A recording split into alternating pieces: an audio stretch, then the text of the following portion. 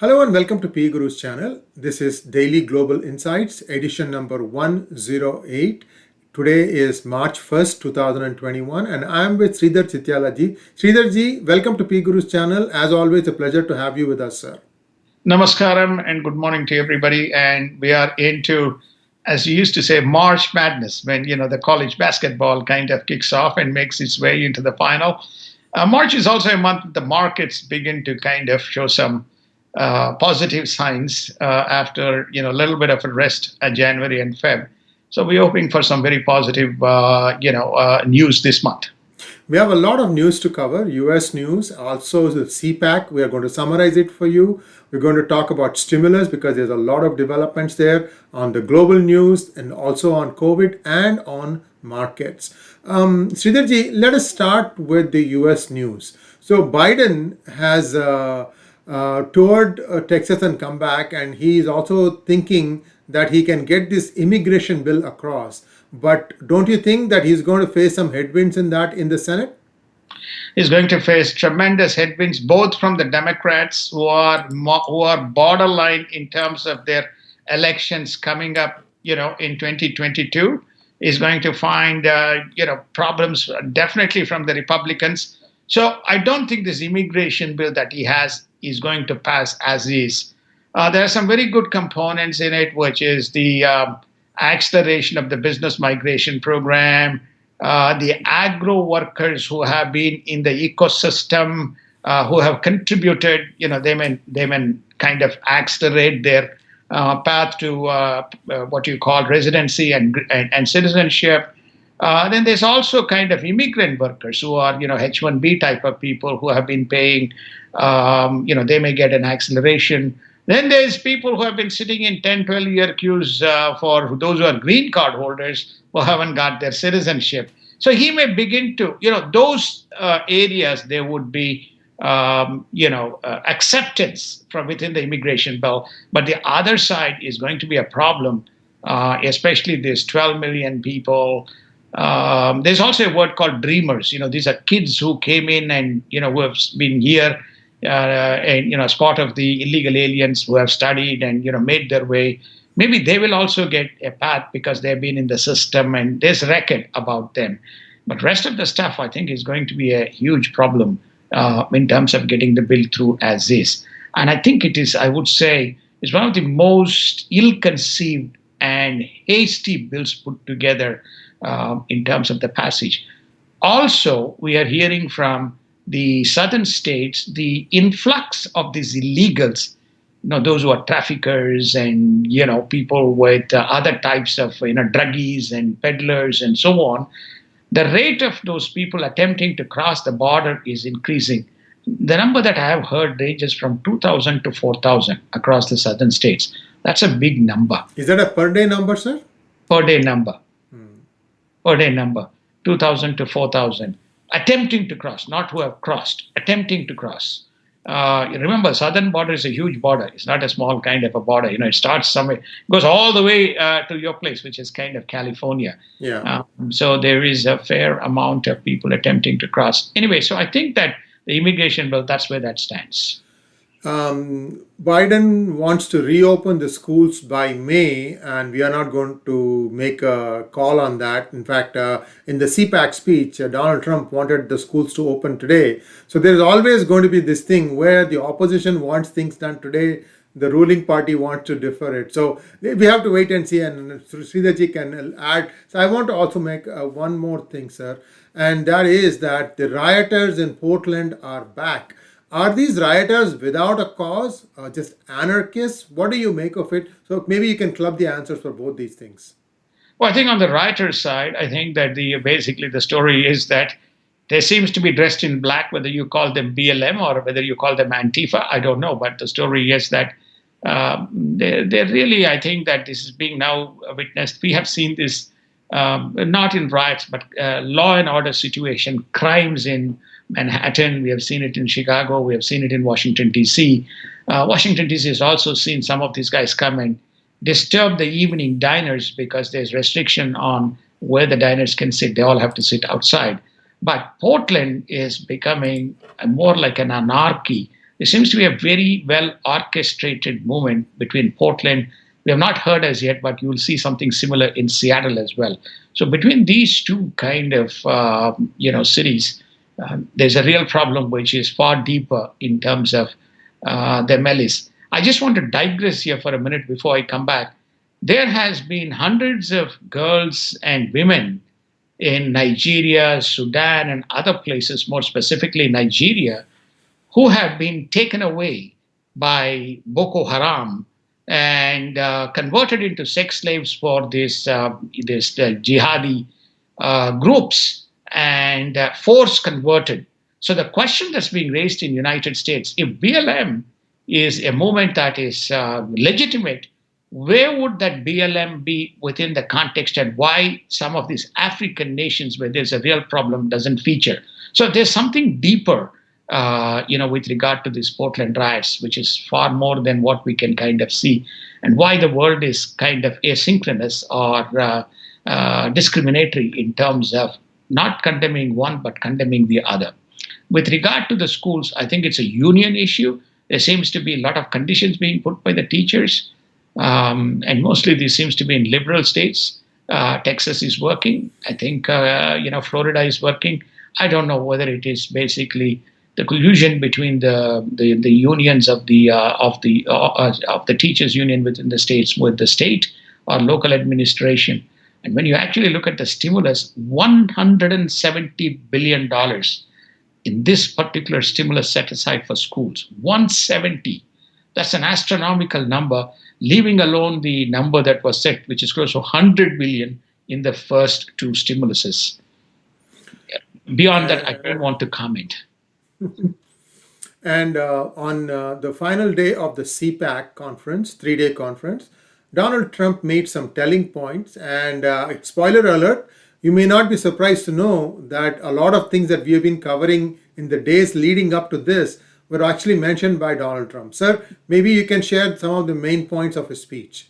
I think if you have listened to the DGI for the past 2 weeks or so, I think you have heard President Trump, which is effectively we're going from making America great again to making America last. I think that's kind of the and he touched on the policies of immigration, how the immigration has become a big issue.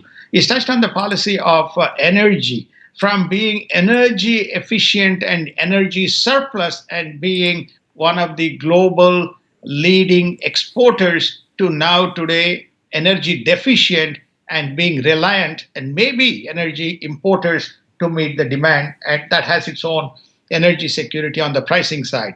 Then he talked about the whole policy around what is it that we are getting out of WHO. What is it that we're getting out of the Paris Accord? We're going to spend $450 billion on Paris Accord. What is it that we're getting out of it in the green? By the way, if I was not there wouldn't have been any vaccine. They told me that there is no vaccine. Vaccine will not be possible in less than 1 year. I got it done in 8 months. The vaccine that you are seeing now, be it J&J, be it this, be it Moderna, be it this, was a program that was launched by me, and the world is benefiting. And we have not only used it for ourselves, we have given it to. So he went on and on the policy issues, ranging from foreign policy to energy to immigration to stimulus to the mismanagement of the economy, and as well as, most important, the immigration and the porous borders, especially around the wall. He said, the wall, the stopping of the wall, we stopped people coming in. Stopping of this wall is a monumental kind of a disaster in the policy of this whole illegal aliens coming into the United States. We're going to have all these types of people living amongst us in the society: traffickers, peddlers, crooks, criminals, felons. So he kind of ratcheted off in terms of saying what exactly are the consequences. I think it's a very powerful speech. Finally, he did not spare. He touched on the elections. He said we had more people voting than people who actually registered. Perhaps we have more people who have voted than the almost eligible population of this country. And, we had dead voting, we had people voting twice, we had no signature verification, and he did not spare the SCOTUS. He said SCOTUS stood by the side. They showed no courage. They allowed this sham to occur, and they use procedure and their benign silence as a tool rather than interpreting the Constitution and allowing a proper conduct and audit so the truth can come out, so that election integrity can be preserved. It doesn't matter whether President Trump is President Trump or not, but people must have confidence in the election integrity. So to me, if people tomorrow, come and say, hey, courts kind of passed judgments, well, courts can pass legal and illegal judgments. In my view, the definition of illegal is when you have a constitution and the rules of the constitution are very clear and you slip from those rules, then you have a problem. All you need to do is you have to read the dissent written by, in the Pennsylvania judgment, you should see the dissent written by Clarence Thomas, Sam Alito, and I forget the name of the third judge. The three Supreme Court who wrote a dissent, especially Clarence Thomas wrote.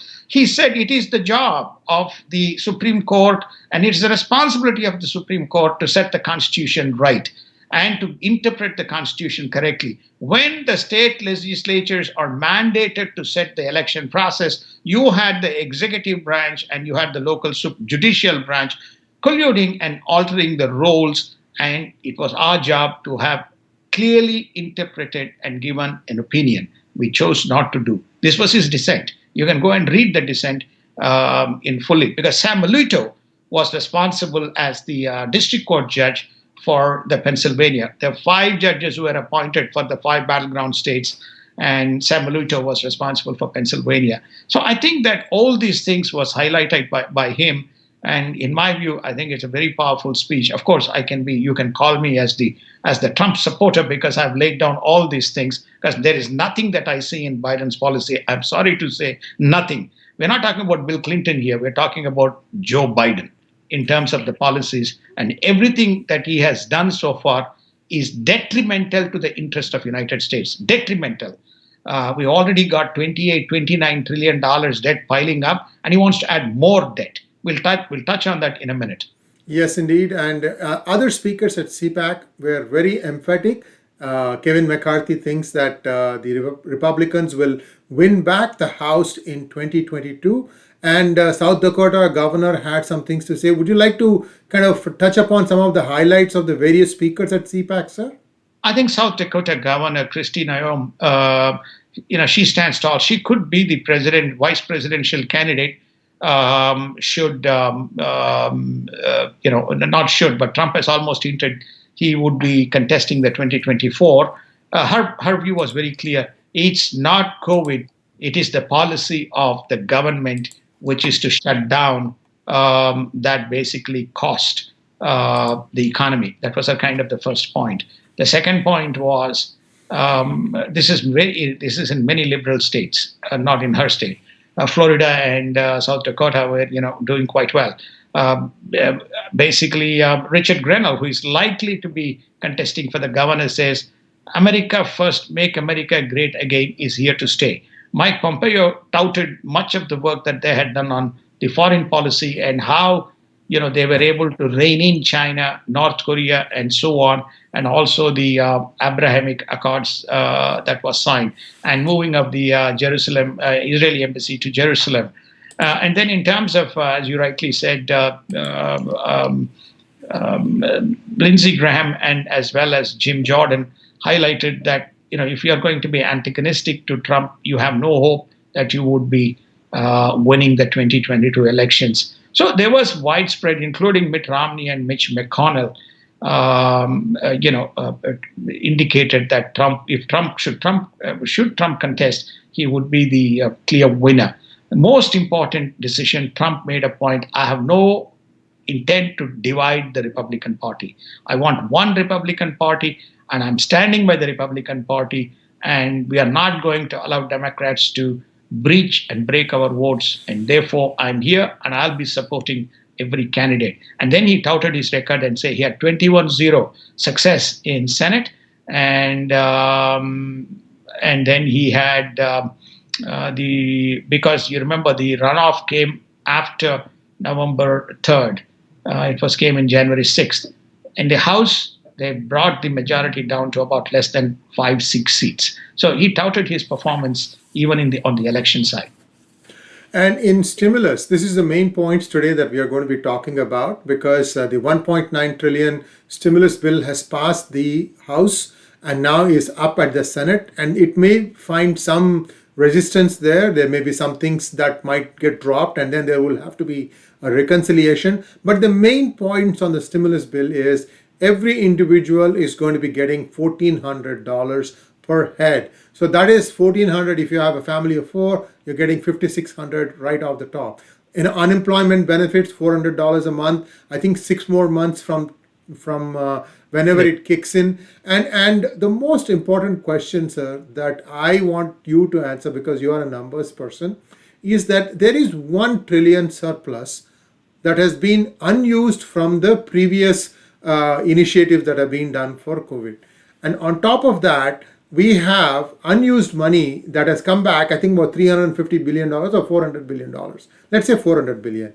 Now you are tagging on 1.9 trillion, and Janet Yellen wants to add another 2 trillion. So if I look at this whole thing, that is 5.3 trillion. That is about 4 months of America's GDP as it stands today, give or take. Um, is this too much money? Do you think it is being directed at the right places? Or is it something where, see, one of the things that one of the speakers at CPAC said was that stimulus money is actually slush fund for Democrats. Now, you have also mentioned this, in that many cities are losing money hand over fist because of COVID.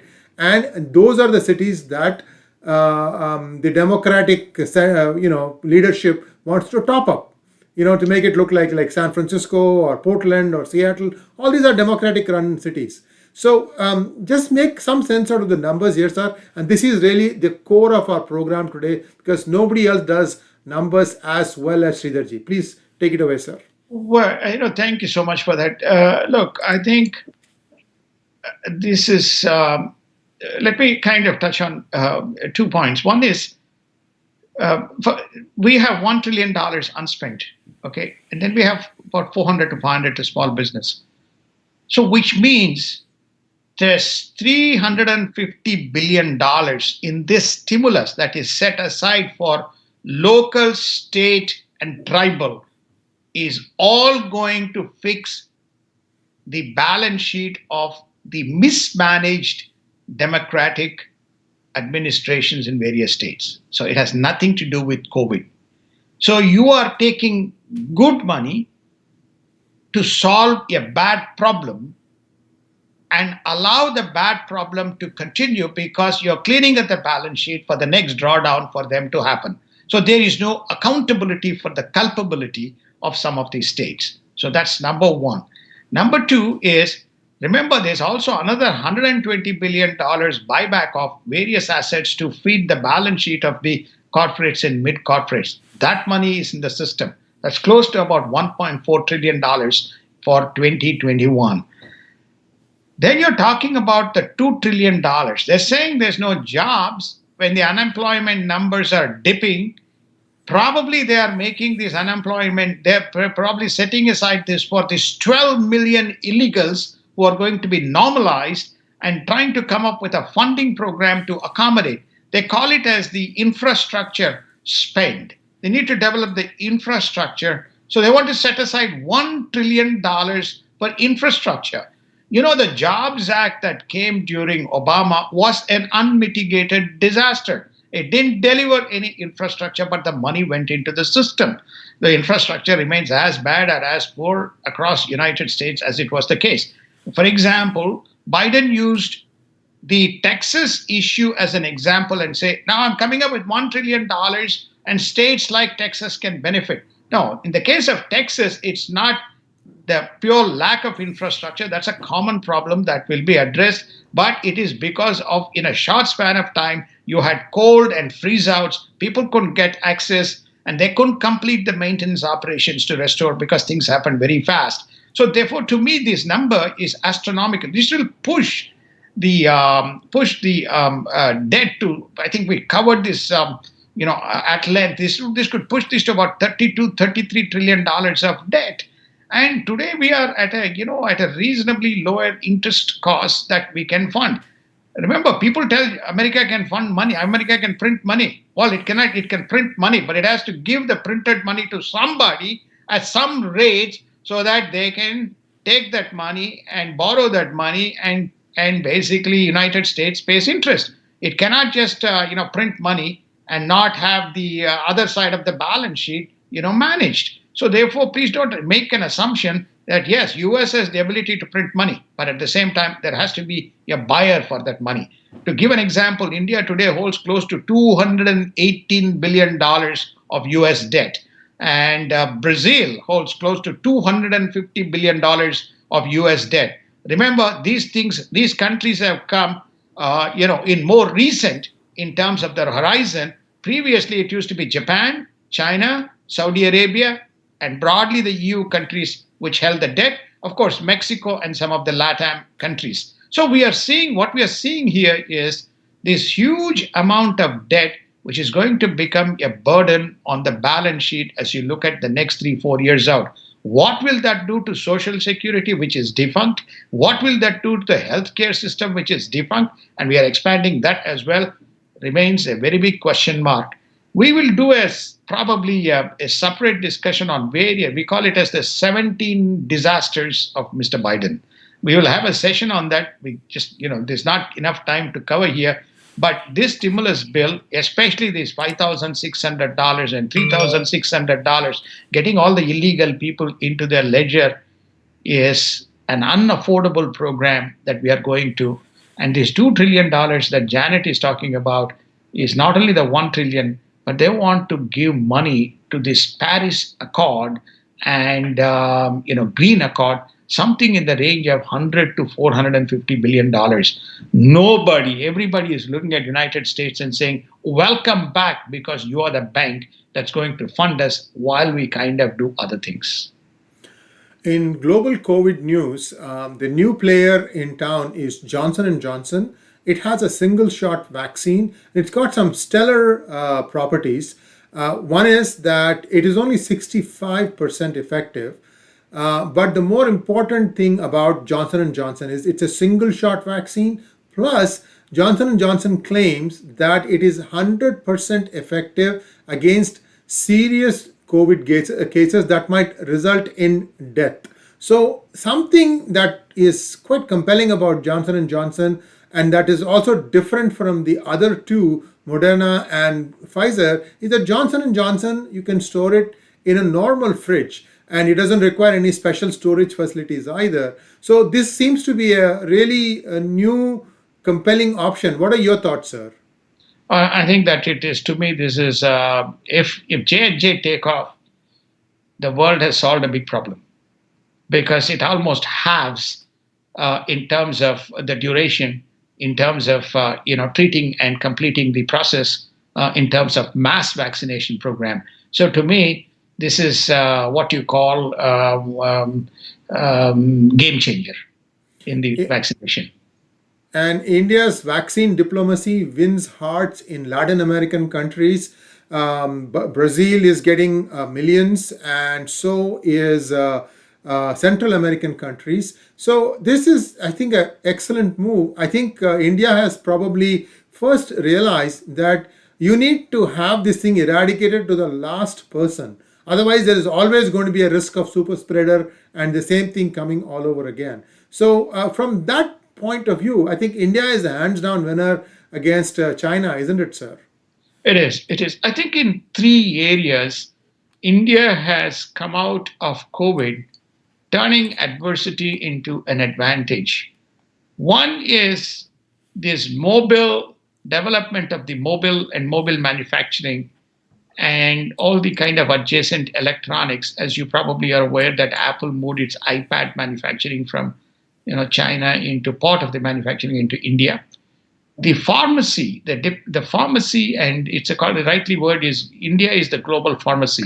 India will not only manufacture tablets which can be consumed for various ailments like the heart, the diabetics, but this vaccine for COVID, India is going to emerge as the second largest producer of vaccines, and it is going to cover a vast number of nations which are poor, which are needy, ranging from Africa to South Asia to some of the Latin American countries.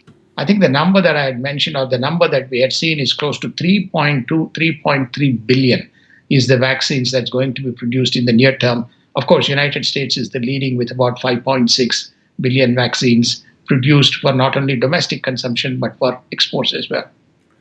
One thing that I'm noticing is the Biden presidency is proving us right on just about everything. And I'm going to say, shed some news about markets. The first thing, that strikes me is that some of the heavyweights of Wall Street now want to go back and start doing business in China. And Huawei wants its restrictions lifted by the Biden administration. I mean, what Huawei was doing, what the Chinese technology was doing, snooping in on US technology, that's a proven fact. It's got nothing to do with Trump. And this has been a problem for a long time. So perhaps you can give us a better idea of markets than I can, because I'm just still trying to understand it. You have been in there, you've, sunk in a lot of years of experience. What are your thoughts on all these moves as everything we predicted is beginning to come one, two, three? Well, I think the let me kind of break it down into each one of this. One is what the Wall Street banks are saying is, Goldman Sachs or J.P. Morgan, the two banks which are going to continue to. Goldman Sachs is, I think, expanding and adding about 20 to 30 staff in their Chinese team, either in Beijing or adjacent or in Shanghai. And JPM is expanding. What it's saying is that, look, we are global and we are going agnostic to your government moves. We are not in the way in terms of the security, so we'll continue to transact business. So therefore, we'll do it. So I think that's what that is saying. So there is no what you call checks and parameters, and that's unfortunately where we are with the Wall Street banks. The second, in terms of the Huawei, it just simply means that there is tremendous amount of courage in the very weak leadership of Mr. Biden. It is basically what they're saying is, hey, we can deal with you. We have dealt with you before, right? You know us, and so therefore we are coming back and asking you. Remember, Biden and Obama came up with this world, this great kind of verbiage, which is leading the world from behind. So basically, they recognize that there is no strength, and they can dispense with what they think. So that's Huawei. They're also, by the way, asking some of those rare metal, some of those things, items that were meant for that United States was requiring to be exported. They're going to stop. This is from China. But on the contrary, the PLA is going to again reach out to United States to see whether some of those equipment which were banned, if you recall, something close to 16 companies were banned from exporting to China because those exports were going directly into supporting the PLA's either their were different manufacturing capabilities. So besides Huawei, that's another topic that's on the table. Now, Kathleen Tai, who is going to be the trade and negotiating, she has given a very mixed opinion in terms of her briefings in the Senate hearings.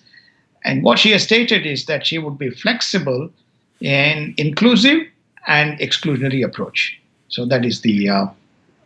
As we wind down today's program, I just want to dwell a little bit on the projections of the crude price for the next 12 months.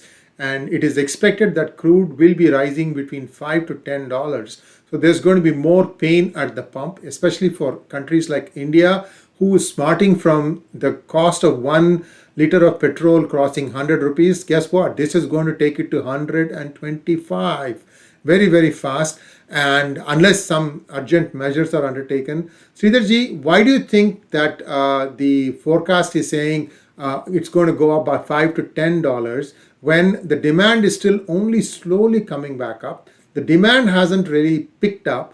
So is that a supply collapse I'm seeing here, sir? Well, I think that there's two types of demand. One is demand from what you call as the retail consumption and manufacturing. The second demand is the air traffic, the global travelers traveling. They don't expect in the near term the demand from that specific sector, travel and tourism, to expand. Okay, so the demand is going to be a little bit tapered. Supply is going to be regulated because they are not going to. OPEC is leveraging this opportunity to manage the supply curve because they had already cut down the supply when US was net surplus and an exporter. Remember, US is pulling back because many of the programs, many of the leases, and including the Keystone Pipe is going to be is stopped, and so there is going to be a slippage on the supply from the US side. So there's no buffer that's available. Naturally, as a result, there is going to be an aberrations and we're going to see price increases. This is JP Morgan's prediction that we will see price between $5 to $10, already $63. So we could be in the 65, 66 to $75 brand for the near term. And with that, we bring our today's news segment to a close. We'll be back tomorrow, bright and early, same time, same channels. Thanks for joining. Please subscribe to our channel and also join our membership program as we bring you more details about it. Please stay tuned. Sridharji, namaskaram and thank you, and we will see you tomorrow again. Namaskar. Have a wonderful day. Thank you so much.